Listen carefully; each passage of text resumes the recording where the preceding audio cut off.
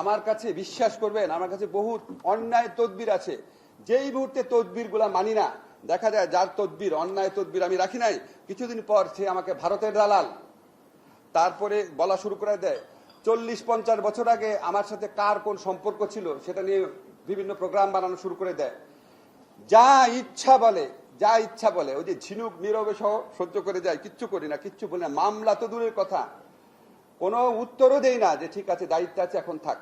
তো আমাদের কাছে মনে হয়, আমার পার্সোনাল ফিলিংস হচ্ছে যে আমি জীবনে কখনো এত শক্তিহীন, দুর্বল এবং অবরুদ্ধ ফিল করি নাই সরকারে জয়েন করে। আমি যেটা ফিল করছি এই সমালোচনার ক্ষেত্রে আমি বলছি, সোশ্যাল মিডিয়া, মেইন স্ট্রিম মিডিয়াতে না। তারপরও আমরা কোনো মামলা করি না, এটা শুধু ব্যক্তিগত কমিটমেন্টের প্রশ্ন, শুধু আমার না, আমাদের সরকারের প্রত্যেকে, আপনারা জানেন প্রায় প্রত্যেকে, যারা বেশি পরিচিত তারা বেশি আপনার এই কি বলবো, মানে অপসাংবাদিকতা তো ভালো শব্দ, নোংরামি শিকার হয়েছে।